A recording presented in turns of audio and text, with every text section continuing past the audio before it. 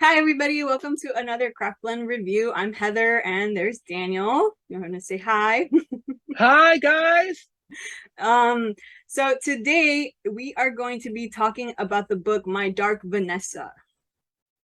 It is written by Kate Elizabeth, what's her last name? Russell.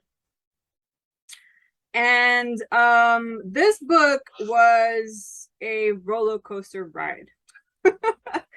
A little bit of a Yes. disclaimer. We did read this a few months ago, so maybe there's some stuff that we're going to forget, but for the most part, hopefully we do remember the bigger moments that happened. And yeah, I guess let's go ahead and get started. So, Danny, you want to tell us what the book was about? Okay, I'm going to read the back. Okay. 2000. Bright, ambitious, and yearning for adulthood, 15-year-old Vanessa becomes entangled in an affair with Jacob Strain, her magnetic and guileful 42-year-old English teacher. 2017. Amid the rising wave of allegations against powerful men, a reckoning is coming due. Strain has been accused of sexual abuse by a former student who reaches out to Vanessa. And now Vanessa suddenly finds herself facing an impossible choice: remain silent, firm in the belief that her teenage self willingly engaged in this relationship, or redefine herself and the events of her past. And it alternates with past Vanessa and future Vanessa. Right. So basically, it's a story about a little girl growing up and kind of coming to terms and realizing over the course of her life that she was sexually abused by her English teacher when she was in school at around the age of 14, 15. Now, the teacher was, we said 42, right? He was a 42.42-year-old English teacher, and he had a penchant for going after young girls, and Vanessa ended up being one of the girls. So this kind of takes us back and forth through her life, what happens, and how she comes to terms with everything that happens. So in ratings, what would you give this book? What would you rate it? I think I gave it 5 stars, and then sitting with it all these months, I still think it's a 5-star book and it should be taught in schools. Awesome. I gave it a 4 on Goodreads, but I really wanted to give it a 4.5, but you can't do that. But aside from that, I thought it was really good. And yeah, I think that if it's anything like taught, at least definitely like just talked about, even if the teachers don't read the book in class, but just talking about it in general, I think is important, about being sexually assaulted, about young girls with older men, or young boys with older women, or older men, whichever it is. And so like definitely yeah, this is a conversation that I think should also be taught in schools. But I also gave it a 4.5. It was a really good book. It was well done. And yeah. So you were the one who actually told me about this book. So how did you hear about this book? Just researching a lot and just like doing a bunch of random books. And then it was one of those that I'm like, ooh, I love the cover. So I judged it by its cover. And then I read the back, and then I'm like, oh shit, it takes place during my high school age. Like Vanessa is canonically my age. Like what 2017, she's 30. Like how I was 2017, I was 30. She graduated in 2006. I graduated 2006. And then also, there's a lot of like, correlations that I don't want to get into it too much, but like, just don't trust English teachers, bro. Don't trust English teachers. They're That is shady. that is one horrible. Don't say that. It's not true. I had lovely English teachers my entire No, life. there's lovely English. And in fact, Just I want to be be an more English hesitant teacher. of English teachers. And in fact, I want to be an English teacher. So more so, I would say don't trust older people that want to get in your pants. Yes. But funny enough that you say that about the cover, because you know what cover looks like that one. Which one? It's a book that you don't like that Oh, talks about the speak. same topic. No, but I'm glad we're gonna reread it again, because remember, the reason I don't like Speak is because it's older, I mean younger, stupid Daniel. So I'm thinking now older, wiser, more in tune with his emotions, who doesn't like flip off things so easily. Daniel will like it more. And plus it was Kristen Stewart at the time and it was popular to hate her and all of that. So it's like and the movie and I want to give it a second chance because wiser Daniel will probably love it. It's very How similar. I found that hysterical that you say that. But anyways, yeah, I get what you're saying. Me personally, I like Speak. I don't know if I would like it now. I think maybe I did like it a lot though when I was younger. So, but anyways, that's another book. So, going into the book itself, what did you think of the author's writing style? oh, I really, really did enjoy it.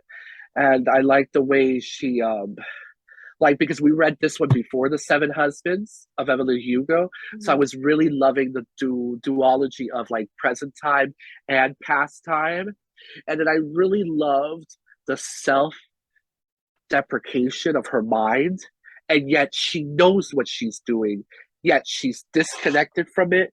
I found it so relatable, especially the younger version and how stupid we are when we're young. It truly is true that like how dumb we are when we were young.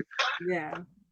And I mean, not really dumb, but naive, right? We just don't really, Naive, you yeah. don't really think about the consequences. You don't really think about the future. We live very much in the now when you're younger. And I think you don't really shift from that perspective until you're a lot older and you've learned things and you've experienced things. I also really enjoyed her writing style. I think what I had commented to you before that I really, really liked was the non-sexualization of the sex scenes. I thought that was so well done. Yes, There was nothing, it was clinical to the point where you felt disgusted after reading a scene. It didn't feel exactly. right. It hit you so like you felt wrong after reading it. And I think that that is really important to writing a story like this because you don't want to sexualize a little girl. You don't want to romanticize this relationship. The only bits I would say that almost feel romantic is when he's wooing her, right? He's showing her these poems, he's sharing these things with him. But once it gets to the actual like now they're fully involved in a sexual way. Sorry, my dog's making noises back there. Now, so the point where they're like fully involved in a sexual way, it is it's not romanticized. It's It's purely not. clinical. It makes you feel like gross. And I like that because you're not reading it to it's not enjoyment. You're not having fun. You're just disgusted at the end of the chapter. And that I think was very important to writing the story. Yeah. So all right, I'm so the other Don't worry, it's question, not too loud. the next question I have is who was your favorite character? I guess it would be Vanessa herself. We Hold on. spent the most Tiny, can you stop barking? Why are you yelling? we spend the most time with her, and then everybody else is a little bit peripheral. Like no, we don't spend time with anybody else. Like every other character is certain chapters. Some characters are even one scene, so it's hard. It's Vanessa is our main focus, so it's hard to pick a second favorite character, Okay. especially when everybody's so peripheral. Yeah, Okay. Yeah, I could probably say the same. I think probably one of the characters that I probably really liked, aside from Vanessa herself, was the character who ends up speaking, which is Taylor Birch, the person who yeah, ends up talking, Taylor. and she ends up like sharing with the world. And I think I liked her character because obviously there's always that two-sided coin, right? You have your quiet people that are just gonna let life kind of happen, but then you Pass have other by. Yeah. people that are like, no, I No, went this is through wrong. something. Yeah, and I need to let everybody know, and I need everybody to know that this person is not good. So her character, I think, was really well done. Just in the sense of like how I think Taylor like understood Vanessa. she understood how she felt, but she couldn't relate to her completely because she wanted to let everybody know. And there was a part of her that didn't understand, like, why don't you want everybody to know? Like, why don't you understand that you were sexually assaulted? And I think when she Yeah. kind of realizes, I mean, she was a little pushy. And then when she realizes that that reporter was pushing things, and when she realized finally that Vanessa herself just hadn't told herself that this is what's happening, she kind of took a step back, I think. And I think that was really likable about her character, because Yeah. I think in moments where people are going through something so difficult like that, you want them to kind of like open up and realize things, but you know that you can't push someone too much, or else you could take them over an edge they're not ready to go over, you know? Yeah. Yeah. I know at first, like I don't know if you had that, not it's not whiplash was the totally wrong word. But like the way they phrased the book at first was a little bit like with the back blurb and everything, it says psychological thriller. And then when you start reading it, it doesn't feel like it. It's never feels like it. And then, but I was thinking, I don't know if you thought this at the beginning, at the first half of the book, that did you ever feel like it was going to be like a redemption story or like she was going to get that revenge eventually? To be honest, no, I had hoped. I did hope that it was going to be a redemption story, but I didn't feel like it was going to be, because a lot of the time these kinds of stories aren't. So I kind of had that feeling at the back of my head that this was going to be like, you know, one of those stories where it doesn't really like end the way you want it to. And so like, not that that didn't stop you from getting pissed off, I feel, because I still Yeah. got pissed off. But yeah, no, I didn't ever I had just hoped that it would be. Why did you? Just because I thought it was going to be more like, Taylor and her were going to partner up.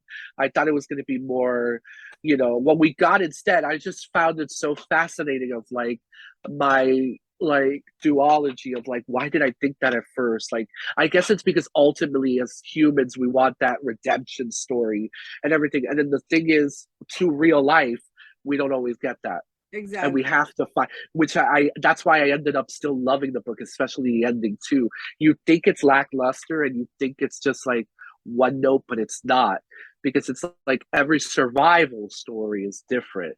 Because it was a shocker, like I had to put the book down when he like killed himself. I'm like, damn it, because they can't, once he kills himself, like he technically won, even though if you could think of it that way, but you could also think of it like, oh, since he killed himself, that means Taylor was like correct, Yeah. So, but it's still like there's no, not that there's no peace, there's a weirdness to it. Mm-hmm. Like it's like, yeah, I just thought it was going to be that at first. I thought it was going to be like not a revenge story, like, but it does say psychological thriller, which I feel like it shouldn't say that. What genre would do you think it should be placed into? Maybe drama. Okay. Yeah. I can see that. I mean, I guess I understand why they called it a psychological thriller, because you're kind of diving into the mind of both characters, him, why he like how he does it, and then her, how she was affected and how it happened. So it is a little Yeah. psychological, but yeah, I guess maybe thriller, I wouldn't call it that. Maybe a psychological drama would be a good Yeah, genre to exactly. fit it into. Yeah, I No, agree. but at the same time, I do kind of love it when they do trick you and entice you, but then they give you something else. So Yeah. maybe it's a false sense of not security, but false sense to take you in with the psychological drama, but then, psychological thriller, but then actually give you drama. Okay. I can see So that. maybe it shouldn't, I don't know. I go back and forth with No, no, that. I understand. No, but I get what you're saying. Yeah, I think you might be right though, that psychological drama might be more of the theme of it, the genre of it. Well, Yeah. that leads us into the next part, which is what part of the book struck you as particularly emotional? And for me, it was the one you just brought up, which is where he killed himself. And that part for me, like, was hard. I think I told you about it too, where I was like, I was pissed because, yeah, like, it does happen in the real world, and it is a reality that we have to face. And it's just something that really, like, struck a chord with me, because I was just so mad. I was like, and the thing that struck me hard was that he's not a real character, but there are people like him out there. And that's what's frustrating, because you have these, I'm just gonna say, you have these assholes that have a tendency to want to have sex with these young girls, who confuse them, who take advantage of their vulnerability, and who lie to them, who manipulate them. I mean, he spent the whole book telling her, "Oh, if you tell anybody, it's gonna be bad for you because of this, and it's gonna be bad for you because of this." It was always her fault, always her problem, always putting all of that on her. So then at the end, when he's struggling with Taylor having told everybody, he's still putting pressure on her. Don't tell anybody anything. Oh, don't talk like that because you wanted it too. Oh, you're talking about someone who was 14 at the time. You were a 42-year-old man, and then you took the coward's way out. Cowardly, you killed yourself after doing all of these horrible things, and not just to one girl, but to several young women. And then you took the cowardly way out and you killed yourself. I like the rage inside. It just I can't even describe to you what I felt. I was just so Exactly. pissed, because And it's not just that he did it in the book, but that it happens in the real world all the time. yeah, and that's why, like, there's a difference between back then, and it wasn't even that long ago, it's like 20 years ago. But there's a difference between back then and now, even though now we're getting pushback too, because it's like, not all men, which I hate that excuse too. And it's like, stop it, that's not the point. It's we keep blaming and we keep putting the center thing on women, and it's not. You could tell there's something wrong in society in general. With two open eyes, you could see, like, most men are serial killers and rapists. Like, there's something wrong, and maybe we need to self-analyze that. And Absolutely. then, with Vanessa, there's two scenes. Going with your question, there's two scenes. The first one was the trigger warning. If you want to skip right now, skip a minute or two, is the rape scene. Like, that one, I had to put the book down. I didn't read it for like 2 days. After that, I like hyperventilated, cried. Like, I was like, because and then, like you said, it's so clinical, because it's like he doesn't sleep with her the night before. It's when they wake up, because he's like sweet to her. Not really, but sweet in her perception, it's sweet to her at first because it's kind of consensual regardless, but it's not because of age. Right. But in the morning when they wake up and then it's not consensual, like, that just broke my heart in the way that she writes the scene. Like, it just shook me. That was the first one. The death, of course, shook me too. It's like, this whole book shook me. But yeah, but I forgot what my second biggest part was going to be, because that's the one that shook me the most. But the second one, the second scene, is the one with Taylor, and just the dynamics of, like, old generation woman versus new generation woman, and how women are always pitted against each other. And it's like, no, girls, come together, come together. Like, it's like, no. So it's just like those two parts just shook me to my core. Yeah, no, and I would agree with you that the whole book was difficult. It was good to the because you wanted to keep reading, you wanted to know what happened, but there were Yeah, definitely it's moments not a where fast read. you had to put it down and you had to take a second to reflect, because it just made you so frustrated. Or so, I mean, there were moments with her as an adult that I would get frustrated on, and I was like, I kept reminding myself it's not her fault, she's been through trauma, but there were moments where I was like, Vanessa, what the wrong with you? Like, why are you acting like this? Why aren't you realizing this, right? And obviously, as someone who has never experienced something to the degree that she has, I can't speak to her experience. I can't say that there's women out there who just handle shit like that, right? They handle things Yeah, by it's shutting different. down, by internalizing it, by blaming themselves more than anything. And so that's hard as someone who doesn't view the world that way, who can see that other people can mess up and do horrible things to people. It's hard for me to like understand why she forgives him so much, or why she like takes away the blame from him so much, and that part, that is really frustrating to me throughout the book as well. I know that towards the end I was just really like, just very much like, almost it wasn't right obviously, but I was almost mad at her, like, Vanessa, why are you so hell-bent on making him seem like a good guy when you have all of these corresponding things that show you that he's not good. And Yeah, it just shows you the trauma that she went through, that he put her through, manipulating her and making her seem like it was something that she wanted, something that was her fault towards the end. And that, yeah, the whole book itself was what I would say particularly emotional for sure. The other question I had was, what did you think about? Oh no, Oh, I'm sorry. I totally remember the second scene. okay. Um, it's when the principal and the teacher are like, Vanessa, you have to tell the whole school you Oh lied my about God. professors. That whole scene, maybe it should be in psychological thriller, because that whole scene, I was holding my breath and I'm like, why? This is so wrong. You never do that. Like, I don't think that would be done now, hopefully. Like, I'm like, why I would you would do hope not. that? I mean, just in general, the teachers, the her parents, every adult failed this little girl.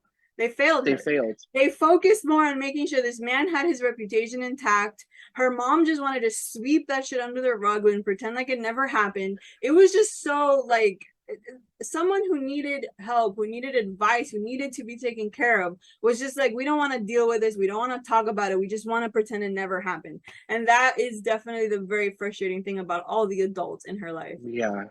Yeah, it's built on reality. It's built on reality. This is what a lot of people go through.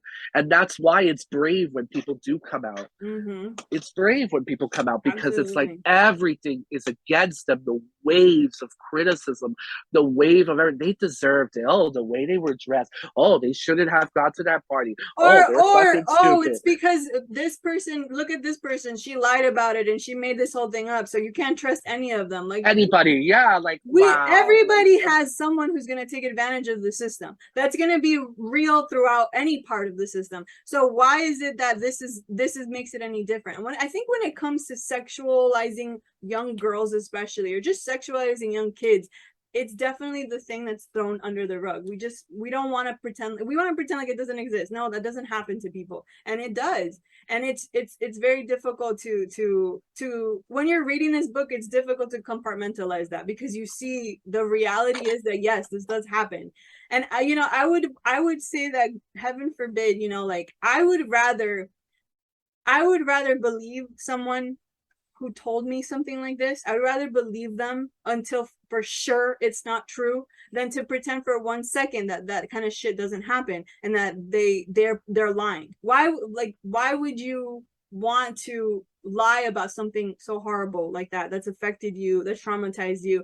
And then you add on top of that people who think that sex isn't a big deal. And it's like, yeah, okay, it's not in the sense of like we should be constantly worrying about our virginity and anything like that, but there is still a sense of, this is my body, I have control over my body, not anyone else.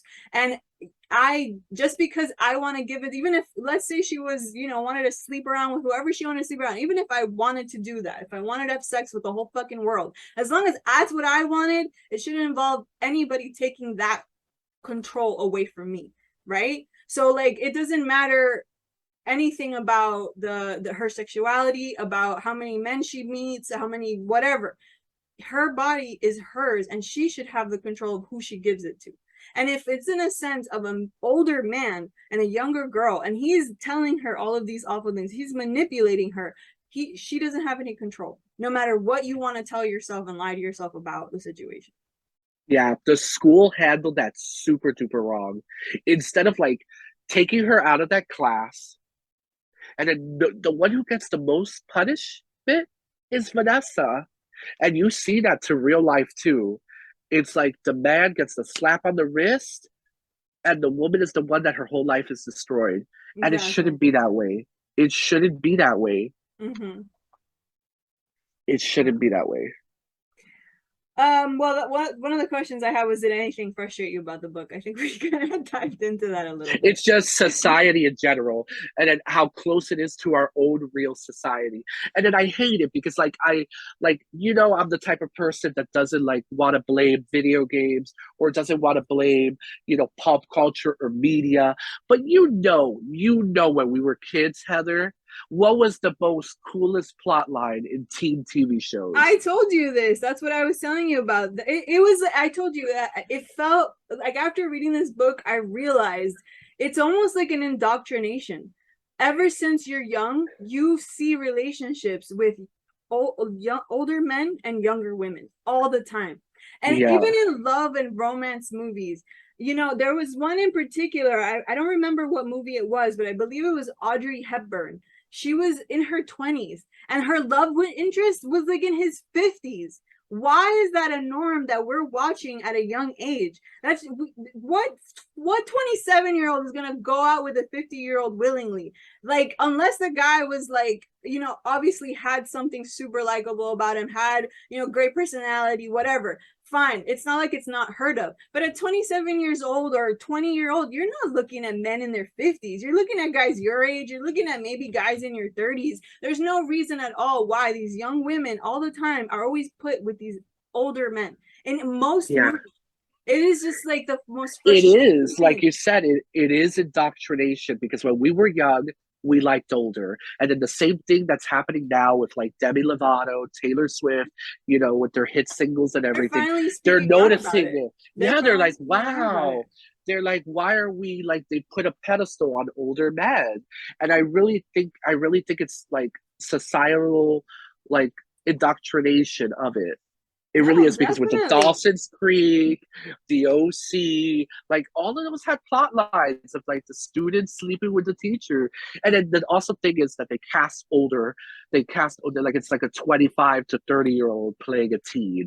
So Exactly. Katie Holmes was the only one that was like 18. And Mm-hmm. still 18 is like older than 14 because they're supposed to be playing 14-year-olds. Okay, and see, that's the other thing that frustrates me, and I might get some hits off of this because I'm going to talk about a show that is well loved right now.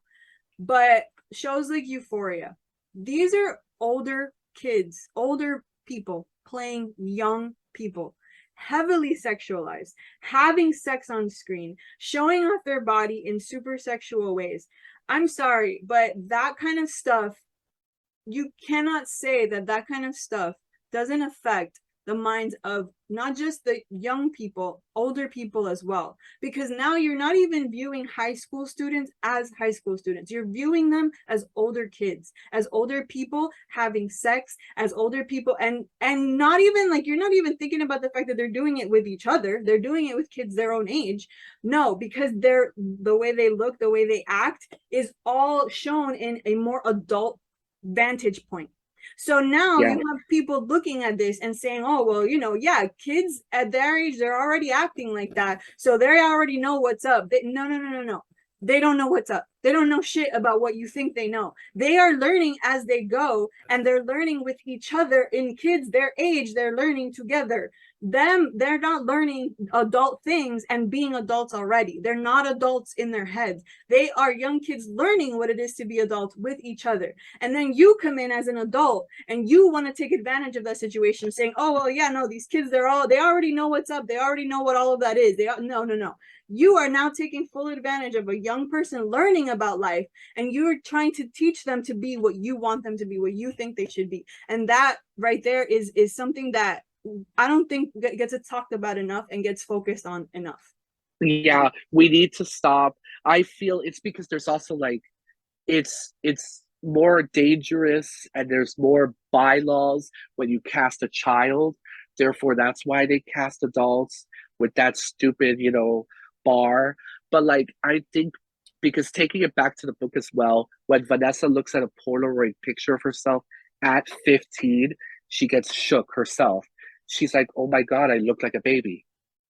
I look like a baby." So we have this like, with casting older people in these things, we get a false sense of reality. And I Mm-hmm. totally agree with you on those things. I still love the show Euphoria. The show of Euphoria is for adults. And I think it does tackle subject matters to show the negative Mm-hmm. influence of it. It's Right. showing those dynamics at the same time, and it is an adult HBO show. But I get you.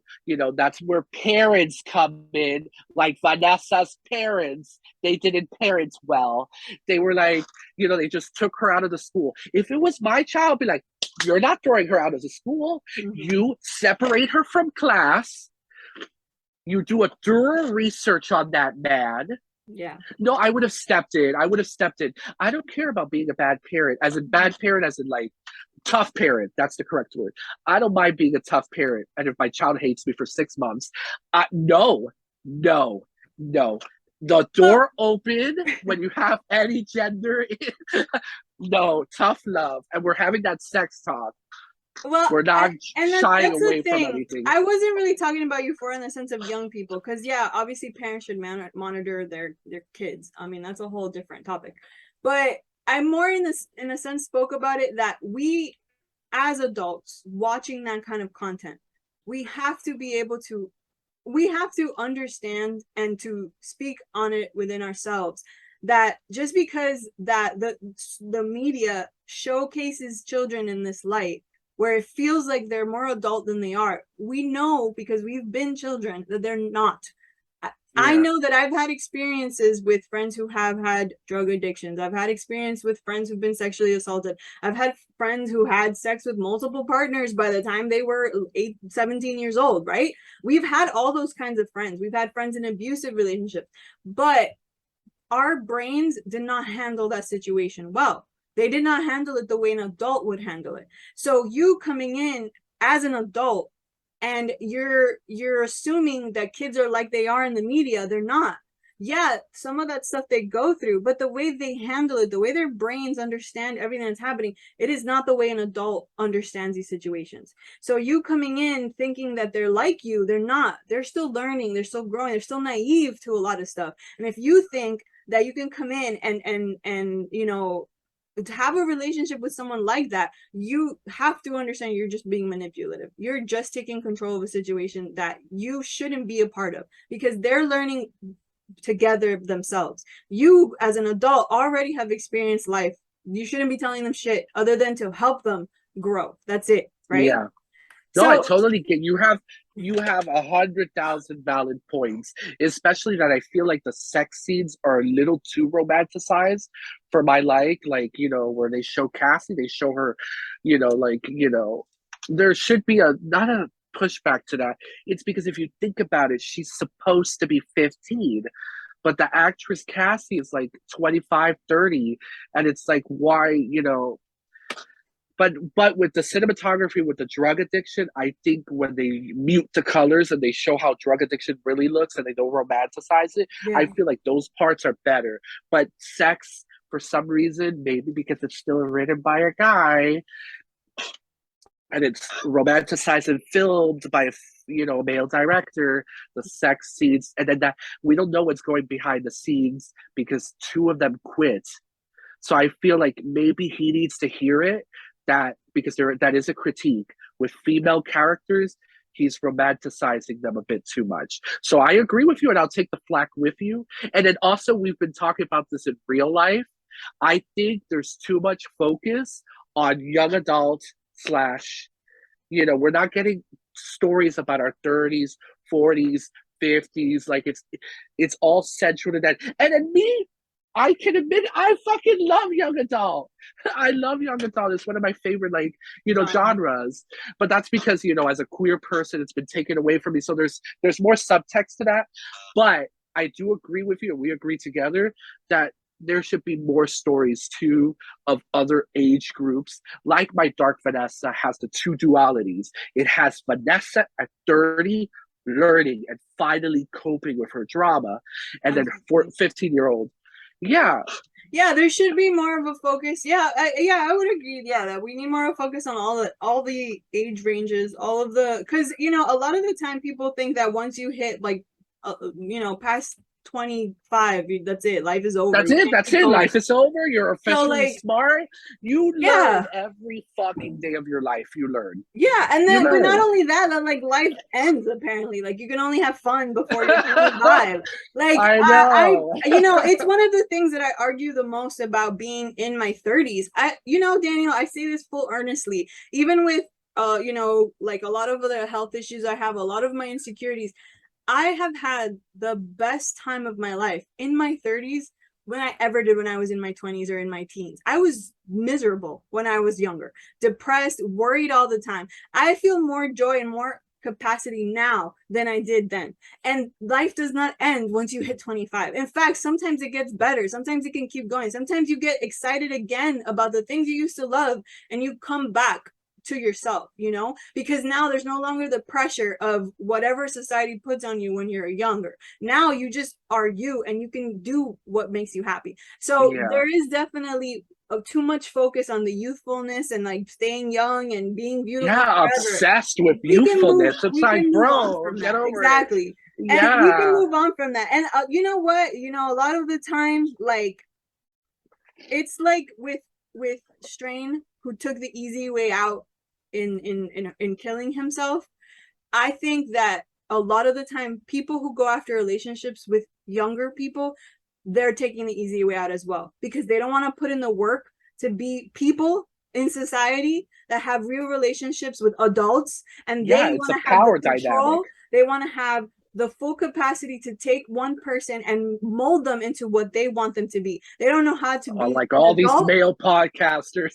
They don't know how to be adults. They don't know how to be humans. They don't know how to interact with women their own age, because women their own age can see through the bullshit real quick. And the only time that a young girl will want to be with you is because she doesn't know any better. And once she does, you could bet your ass she would never be with you.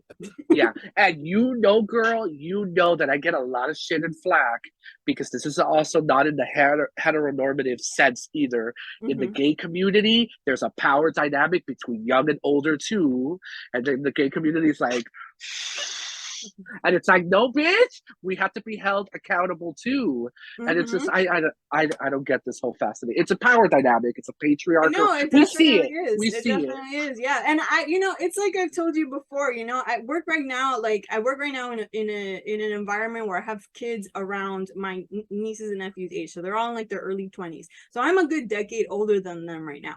And let me tell you, I remember being their age and like 22, 21 around there, and being hit on by men in their 30s, right? And at the time, like, that was flattering. It was like, oh wow, this older guy is into me, blah blah blah. Yeah, because you Now, don't know. now that I'm in my 30s and I see these young people, and I call them kids in my head, even they're a decade younger than me, and I see these young adults. I like, my brain can't even compute wanting to be with them in that way. You get what I'm saying? Yeah, Like, I yeah. look at them and I want to help them. I want them to talk to me about school. What are you struggling with? I've had kids tell me like, "Oh, I'm struggling with this," or "Oh man, you know, life is getting a little difficult, whatever." And I like to talk to them about that and share things with them that how they can help and what I learned growing up. But like, to think that a man in his 30s had any interest in wanting to like be with me, knowing that I didn't know anything and knowing how much I still had to learn,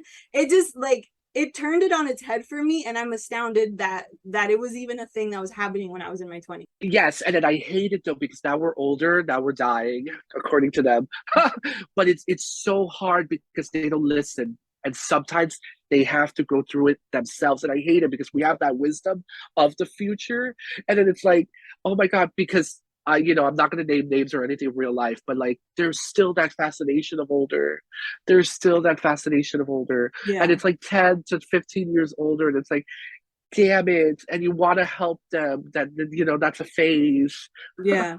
And exactly. uh, And sometimes it's also like the age difference is also very important, because it's just a different dynamic too, because you're not the same at 22 and a decade older, a 30-year-old. It's not the same as if like you're a 30-year-old going after a 40-year-old. You know what I mean? That dynamic is so yeah, different because you've already lived a life. You've already gone through a lot of things by the time you're 30. So meeting someone who's a little older than you in your 40s or whatever, you're still more closely related to them than you are anyone younger than you know. And it's the same thing for when you're in your 20s.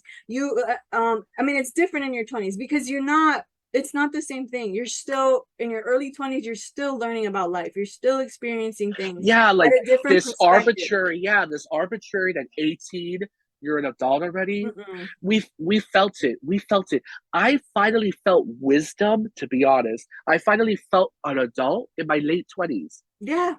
And even now, sometimes I do still struggle I with still feeling feel, like yeah, an I adult, still but I feel, yeah. also I also But can notice the difference between my mind and the way I think and view things versus someone in their early 20s. I can see the yeah, difference because I have nieces and nephews who are that age, and I can see where I go to think to myself, and it's sad to say this, but it's just the truth. I see them and I think you just haven't experienced enough. And I'm not gonna tell you anything because whatever I say is not gonna go to your, it's not gonna go into your head. You have to experience it for you to understand what I'm talking about. And Yeah, so that I agree with definitely that there's a thing that where you just have to experience these things to know. But at the same time, you know, on top of that, still as adults, we still can at least, at the very least, talk to them about it, tell yeah, them to share their feelings. Why do you feel this way? Why do you think about this? What yeah, is it that you're feeling about this relationship or whatever? I love when my nieces and nephews come to me about that stuff because I've been through things, I've seen things already. I can yeah. talk to them about it.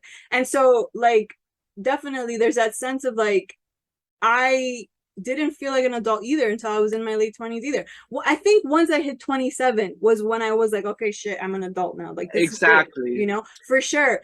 And but before then, at 18, I who the fuck was that? I didn't know what I was doing. I thought I was an adult, but thinking back on it, I'm like, no, I wasn't an adult at all. And then why can those things be taught in schools? Like that should be a seminar within the counselor and everything when they visit the class and everything. There should be rules. You cannot date your teacher and Mm-hmm. stuff like that because they do that. They do that when you join a job. They frown upon, coworkers dating, their bosses or whatever. That's frowned upon. Mm-hmm. So it's like they need to do those things in school too because I don't. They never taught us like dating your teacher was wrong or any of that. Like No, they barely taught sex education either. I'm hoping it's because we're not kids anymore. So I don't know what the curriculum is at all. I But it's doubt like it. with Especially in our state where our fucking yeah, exactly. Where they blocking a want to bunch just of important not talk about conversations. it's like why do they want to just like sweep everything? The Holocaust doesn't exist. Slavery was done. Like everything is gonna And these repeat kind of itself and if we everything don't talk exactly. And about it. these kind of conversations are important because of what we learn and how we take this stuff into our adulthood. If we have these conversations early, there's so much that we can stop ahead of time, so much that we can Yeah, help people understand about themselves. And it, anyways, we've gone off topic. yes, for example, yeah, taking it back to the book. If as a young kid, if we knew like there's nothing wrong if we say that our teacher is touching us or anything, like because it's true, groomers use those tactics of like, don't tell anybody, da, da, da, da, you're gonna get in trouble, and you're the one that's gonna, get all the blunt of it, da, da, da, da, And the you know, worst part is that he was right. He was yes, right. at that time period. I'm being optimistic that it doesn't happen now. Yes. No, but you're right. He literally he says these things and he proves her right because of all of the stuff that happens to her afterwards. He Yes, and then literally I says hated I this is hated gonna the affect other you, and it yeah, does. and then I hated the other female teacher because I didn't know because you find out with Vanessa at the end of the book the seeds he planted. He's like, "Oh, Vanessa has a crush on me. I don't think it's healthy." He was planting seeds already. The whole time manipulating everybody. He was in everybody's. This is what Vanessa's doing. She's a bad kid. She's getting involved. This and this and that. Like it's heartbreaking. It is because all of these things, and then these people just they just ignored it, and it happens in real life, and that's the frustrating part is that it happens in real life. The next thing I was gonna talk about was it was back when we were talking referencing movies and TV shows and stuff. So one of there are two books obviously that she talks about in the whole book, which is Lolita and also that poem My Dark Vanessa, right? My Dark So Vanessa, like yeah. I was gonna tell you like how did you feel about the use of those books in the way that she used it for the book? That's why sometimes I think books need to be fucking updated for new generations because sometimes old books, the lessons don't work. They're from a different time. So I can't talk about it too much because I don't know what Lolita is. Mm-hmm. Like I've never read that book and I've never seen the movie. I'm fascinated to read about it just in the point of like, let's see what it was scandalous back I in the mean, it's day essentially or the whatever. same thing. It's written from the point of view of a man who falls in love with a young girl, but she's like a preteen. So he like obsesses about her, and she becomes like his entire being, basically. Yeah, that's like So, gross. so yeah, I guess the thing that I was gonna just talk about was that I like that it really showed how these conversations, like you were saying, they need to be updated, because now he's using these books as a way to like have her, you know, one, she's manipulating her with it, because oh look, this is normal, this is such a, it's just a thing that men do, we just, you know, we see young women and we just want to be with them, you know, it's, this is a conversation as old as time, right? And then on top of that, like, being able to use these books to, you know, especially the poem My Dark Vanessa, to give her this sense of power, right? I had been talking about it with someone else, but he uses My Dark Vanessa to give her power, right? Essentially, because he I think in the poem it says something about she eats men or something like that, right? In the poem. And so like it gives her this sense at 14, 15, right? You hear this and you feel this sense of like, oh man, like I have this power within me. And he puts this into this young girl to take away her power. He now has used her own want to be a powerful person, to be powered and empowered within herself. He empowers her just to take it away from her, to use her and to tell her like, yeah, you're this great thing, that's, you're so different, you're so this, you're these things that we want to hear as kids. We want to feel special, we want to feel important to somebody, right? Because we're growing up, we're liking different, you know, people, we like people of we're seeing, you know, relationships happen, we're meeting other people like us that we want to, you know, talk to and get to know, and we want to feel special, and here comes this person who's making us feel special, making us feel empowered. Oh wow, look at her, she's, you know, she's so smart, she's so this, so that, and then in essence uses that against her. You're so smart, you're so adult, so you knew going in what you wanted, and what you wanted was to have sex with me, so this isn't my fault, this is yours, right? Like he Yeah. uses her, he uses that um that dynamic of wanting to feel special, wanting to feel like you're someone who is interesting and all this stuff at a young age, to then just, you know, be able to say, yeah, you know, so you were special, so you knew, you know, you were adult, you knew what you were doing, so you know, I can brush this, this isn't my problem, this is yours. And then in turn other people do that as well. They use those moments, well, you know, she read those books and she was smart, she knew what was happening, she knew that he was, you know, wanted to have sex with her, and she let him. And it's like they use these tactics to completely ignore the fact that yes, you can be a child who is smart, that does not mean that you know everything and that you can handle adult concepts. And then anyway, Yeah. I don't know if you had anything to Yeah. say about that. No, because like I wanted to talk a little bit more on Strayed. Mm-hmm. Like, do you feel as pathetic as his character did became? Do you think he was using Vanessa as a crutch right before his suicide because he was coming into terms with his own demons? Like he's like, but you're the one I only really, really, really had sex with. The others I only just did the brushing of the knee, you know, and then that's why it made me so sad the conversation of her with Taylor, because Taylor it was like assault, sexual assault, while with Vanessa it was like, Right. you know, so like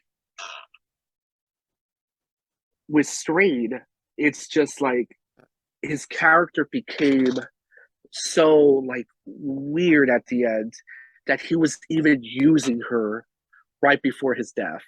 Yeah.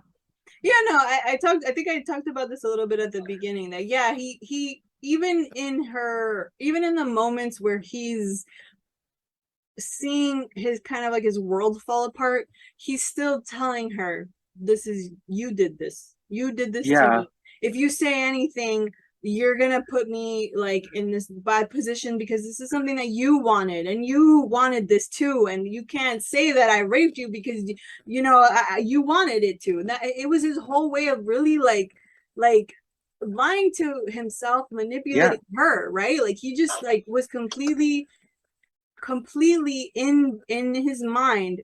It was like he knew that it was wrong, right? But there was still that part of his mind, that narcissism in him, that said no, no, no, no, no, like yeah, okay, maybe I shouldn't have hit on her, but hey, she wanted it, so whatever, we did what we did, and you know, she wanted it too. And taking the blame off himself. And I mean, that's very typical for a pedophilic relationship in general, is that they always yeah, they always blame the other person. Oh, she looked at me this way. Oh, she did this. Oh, she did that. You know, she wore skirts around me, or oh, she, you know, Yeah. looked at me and smiled. How many times do you hear like a waitress smiles at someone and all of a sudden the person thinks that they're being flirted with, and it's like, I'm working here, I have to literally be nice to you or else I could get Yeah. fired. That idea of like being able to twist things in your head so that it benefits you, I mean, that's just par for the course on being a pedophile. So Yeah. yeah, I think for sure he definitely used her as like this thing of like, you know, a way to lie to himself that, you know, no, it's not the same thing because this was different. We were different. We were special. She wanted me and she loved me and I wanted her. But do you think, other than pedophilia, do you think also like with society and stuff like that, do you think it's a bigger root evil in general? Because I think it's just more than that. I just think because it's like with the waitress analogy you brought and everything, women have to have so much pressure put up on them, which is so true because we hear it here in the streets too. Like, honey, why don't you, you know, smile a little more? Calling and Why stuff like can't you that. be Yeah. friendly?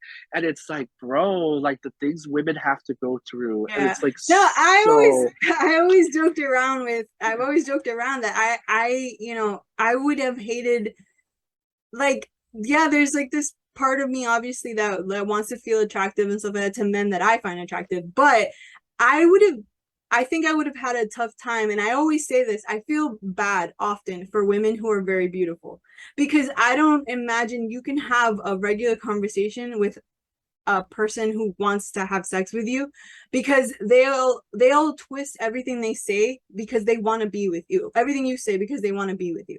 That's like why, Yeah. like you have those stalkers who are like, oh well, you know, I you know, like I thought she was in love with me because she smiled at me, or I thought she was in love with me because she was nice to me, you know, you hear all of those conversations all the time. And then like there is a sense, especially for women, to like, you have to even be careful who you're nice to because that could be taken the wrong way. Or like, let's even like sometimes even if you're just friendly with someone, like let's say you're just nice to someone because you like them, you think they're cool, a guy who you just want to be friends with, right? Now not only do you have to worry that he thinks that you know, want him, but then on top of that, if you are a girl and a guy, automatically everyone around you assumes that because you guys are friends you want to have sex with each other or you like each other that way. It can never, the assumption can never just be that we just want to be friends. Now it's like there's this added thing of like, oh, she wants to have sex with him, oh, she wants to sleep with him, oh, they want to get together. You can't even have like a friend because not only do you worry about that person, but you also worry about what everybody else is saying too, and the kind of stuff that's being gossiped about and stuff like that. So yeah, I think as you know, especially as a woman, you're taught to tread lightly. You're taught to tread lightly with everything that you do because it could always be misconstrued and in a negative way. Oh, you know, Yeah. she talks to her boss too much. She must be sleeping with him. Oh, Yeah. she talks to this guy too much. She must want to have sex with him. You know, and it's like, yeah, I mean, it's definitely more of a, it's, that part is definitely Yeah. very societal. And That the assumption. also just to throw in a bit, but Mhm. also we can't go into it because it's a whole nother dynamic story and another subject we could go on for a whole hour. But added to you, to me too, but now I'm not a woman. Added to you is also the Hispanic upbringing of like where women have to be subservient to men, of like you get his food at a party, you have Mhm. to like, you know, have him sit down first, and all these like weird societal things of putting men on pedestals. That it's just like we need to break these down, we need to Yeah. break patriarchy down a bit and Mhm. make it equal standing point, Yeah, because definitely. your nieces and nephews are already of age. My nieces and nephew are still below the 5-year-old range. So right now it's Right. dinosaur. So, but I get worried because it's like, you know, like at parties or whatever, like, no, don't play in the dirt. You can't get your dress dirty. Like, you know, oh, help your brother get his food. Like, it's like, no, I want to break that. It's like, no, Yeah. be her own And I independent think, person. and speaking of that as well, I think that adding to that, it definitely does involve not only like, and that's the thing, not only just men reflecting, because men, especially, I feel, especially straight men, need to reflect more about who they are and how other men act, even if they feel like, oh, not me, fine, but you can't tell me you don't have a friend who's done something that you know probably was wrong. So not only do men have to reflect, and I really feel like they do, They I have to think, speak up. They have yeah, to. I think in that sense as well, us women, we need to find more strength within ourselves too. We need to find more like strength in how we talk to each other, in our relationships we build with each other. It was like, you know, you were talking earlier about her and her little friend at the beginning, why they had a falling out, because her little friend had ended up as a boyfriend. She was Jenny. spending more Yeah. time with him, right? She was spending more time with the boyfriend. They weren't hanging out as much, right? Like, so there, that developed into a negative relationship and stuff like that. So I think even in between us women, we need to have more of a conversation about competing with each other, about worrying about whether someone is doing better than you or doing worse than you. Instead of like, you know, putting each other down or calling each other a slut or whatever the hell you come up with, you instead empower them, you know. Oh, you know, you talk Yeah. to them in a positive, you get excited for the good things that happen to them, because as women, as people win, right? And especially as minorities, people who have, you know, who have uh how would you say, like people who have the short end of the stick in life, right? You know, a lot of those Yeah. people, when they win, it's not just a win for them, but a win for everybody, because it changes, it causes progress. So as women win, as we move up, as women become CEOs, as they take more control of their lives, as they get into these positions of power, instead of, you know, wanting to be negative about it or whatever, we uplift them, we tell them, you know, we aim for our the people in our lives to be like that, to be better, let's do more things, let's get involved in other things, right? And so like, it not only is a conversation for men to have within each other, but also for women to have within each other, to really realize that, you know, these dynamics and these the you know, the patriarchy and the way that we view each other is in essence, they affect this kind of stuff, the youth, the younger people, how they view things, how they do things, right? Yeah.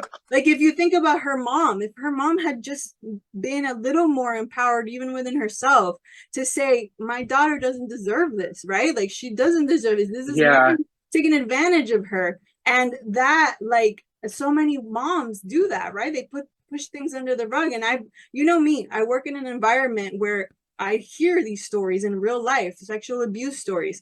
And the amount of women that have said, not just men, because men say these things too, but not to take it away from the reality that a lot of women, oh, you know, my daughter was the one who was going after my husband or my boyfriend or her stepdad. Like that right there is Like if the fucking child is Damien. It's exactly, just like it's a moment like of reflection. It's a I moment of can't. reflection for you to sit back and for you to realize, holy crap, you know, all of these things that we grew up hearing, that we have maybe even said to each other at some point or another, have created this kind of environment. And Yeah. all it takes is for us to finally reflect and see that and change the thing within ourselves. And Yeah. that, I think, is something that I don't even know like how it would start, but definitely when you read this kind of book, and It and starts the it starts conversation. at that Yeah. conversation for sure. And I actually Yeah. already have my niece, like I have my niece who's in her 20s, I have her reading this book because I'm, to me, like I think it's important for especially young people to read this kind of stuff and to really see themselves in it, to understand why it is, why some girls act the way they do, and why some girls are a little Yeah, more because empowered it or has like confident, whatever. multiple examples of Exactly. You different have women. so many different women. And so for you to be able to see the reasons why these things happen, I think is so great, because as a woman myself, I can reflect on that and see where I would have done things differently, but also where maybe I would have also been fallen into that trap, right? So yeah, I think this book definitely it definitely opens up a conversation that I don't, I think it's one that is, it's been due to happen, and it still may take a bit for it to happen, but it's definitely something that we need to talk about, which is just in general how women are affected, how men are affected, and how we need to start changing things, and how we do things needs to change as well.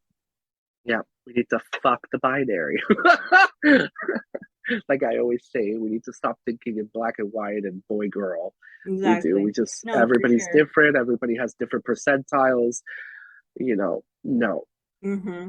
So, but yeah, so that's pretty much all of the questions. We've hit everything. So last thoughts, and then would you recommend this book? Yes. Well, we're giving it a glowing recommendation, especially, like in a school or also college setting, because that's like we spoke about, we're still kids when we're in our early 20s, 19, 18, when you go to college. And we even skipped the whole talking about the whole storyline, which don't worry, we won't get into deep. Strain is not the only guy. There's also Henry in the college years of Vanessa, Oh my God, which, yeah. yeah. So it's like, I highly recommend this book, Yeah. especially in an education setting. Yeah. Yeah, I also would recommend this book. I think especially like young girls in In their high 20s. school and college, Yeah. it's not middle grade, it's not No, elementary, because definitely. Yeah, no, definitely the not. pushback And of I like think with that's certain the groups. yeah, I think that's the important thing about how she deals with the topic of sex in the book, that I think a teenager in her like 11th, 10th, I mean 11th and 12th year of high school could definitely read this and not feel and kind of like, how would I put it, and it wouldn't romanticize it for them. It would actually put in perspective, I think, about themselves, that I am still young. I don't know anything about how these men act in their 40s, and how just because they tell me these things doesn't necessarily mean that I need to listen to them, right?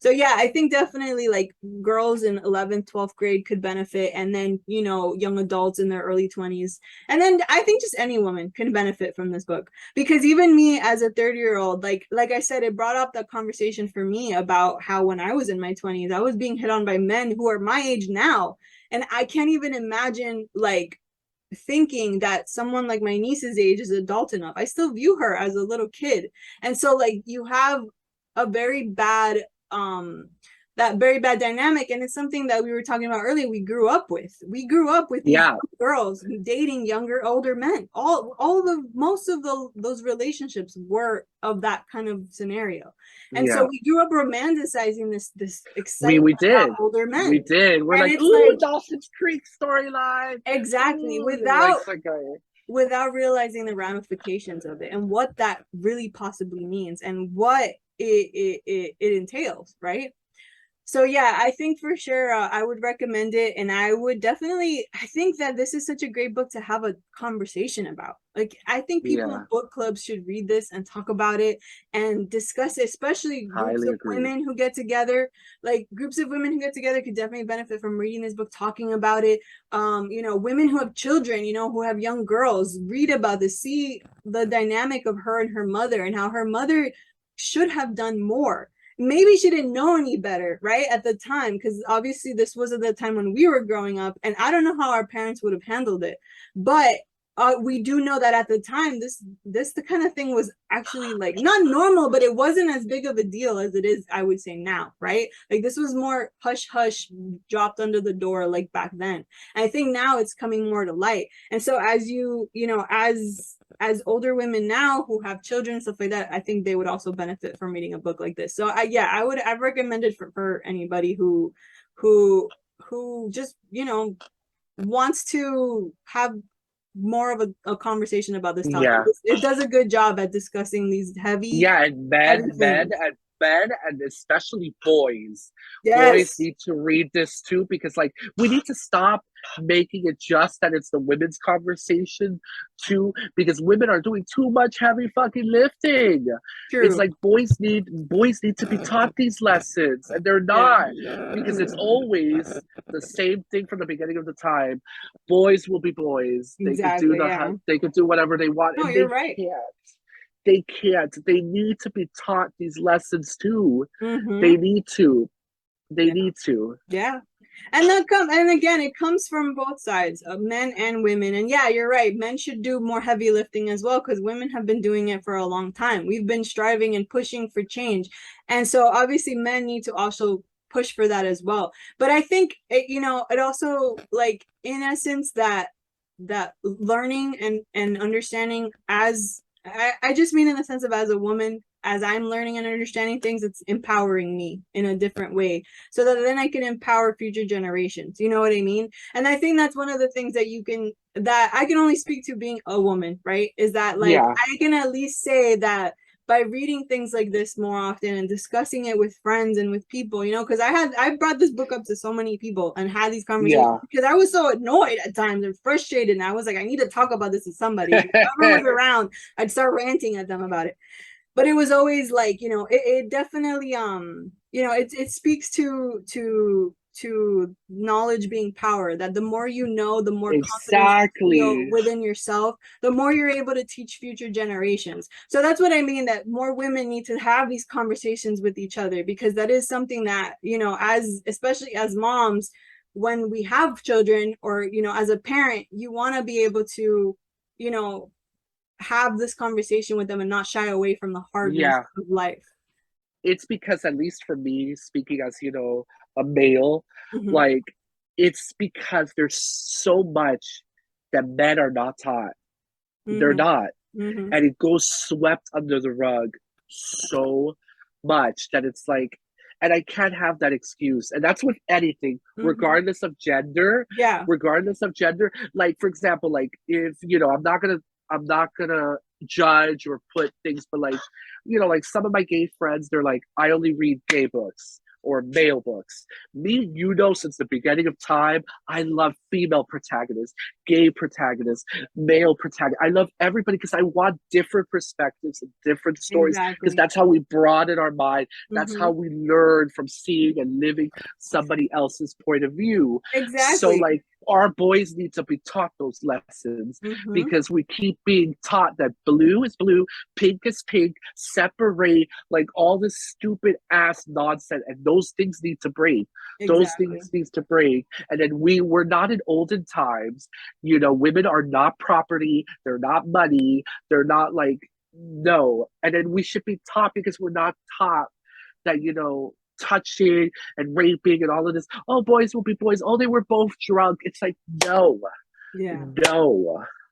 No, no, I agree. And that's what I'm saying, that I think that especially as being a woman, as we have these conversations more, I think we then teach that to future generations. And I think that helps, especially in that No, regard. of course. With Like that, I'm not yeah, we saying should also teach right, women. like Yeah, no, I get your point of view I'm too. saying that more in the sense of, like, it's just twofold. Everybody needs to really put in their Yeah, best it's everybody. and It's everybody. especially straight men just need to take a step back and stop assuming that no, we're not. No, And gay men too. Gay men too.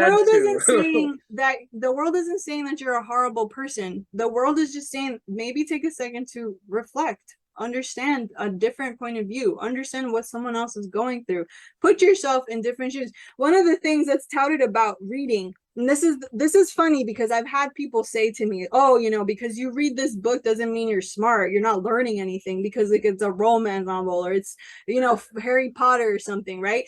And what's funny about that is that studies have actually proven that when you read fiction, you actually grow more empathy, because you start to see things from different perspectives. When you Perspectives. open your Yes. mind to seeing men talking, women talking, everybody talking, you start to Yes. understand everybody's perspectives, and you can put yourself now into their shoes. And then it builds empathy. And that is something that is worth learning. Exactly. The more we show gays in media, because that's the same correlation. The same way when Will and Grace premiered, Grandma was like, "I gay people are funny. Maybe they should get married." You see, because it's exposure, and it's bringing things into light, and we're seeing different perspectives. We're gaining knowledge. Mm-hmm. So every representation matters. Exactly. Yeah. Whew, so yeah, damn, my Dark Vanessa. I think it's gonna be our longest episode, Heather. Actually, I think our earlier ones were longer just because we Oh ended up yeah. talking way too much about everything. I think this one we probably talked the most about like different topics, which I think is good. It definitely opens up a huge, bigger conversation than even just this small story of that. So definitely fully recommended book, and it is something that I think everybody should pick up and take a second to read and reflect on, and maybe have more discussions with your family and with your friends about this kind of situation, and those dynamics and everything between movies, TV shows, everything we consume, and how it affects us, and how it really like opens up these how would you say, these ideas in our minds, and how it affects us, and how it can really alter, just everything, the things that we consume, right? Yeah, and Whether we read it or watch it. it's also not monolithic. It's not Mm-hmm. just one thing. It's a bunch of factors. It's mental health. It's all these things need to be come into light in order for us to better society with in general. So don't think it's just that one thing is going to solve everything. Exactly, It's but there's it just a lot of opens the factors. door, and that's It the opens the first step, door. right? Exactly. Exactly. Okay, well, that was it for us. Yes. Thank you so much for watching, guys. I'll leave the questions at the bottom to see if you guys have anything you want to talk about, and please share with us what you thought about this book if you read it, and anything else maybe you want to let us know. Thank you so much. Bye. Bye, guys.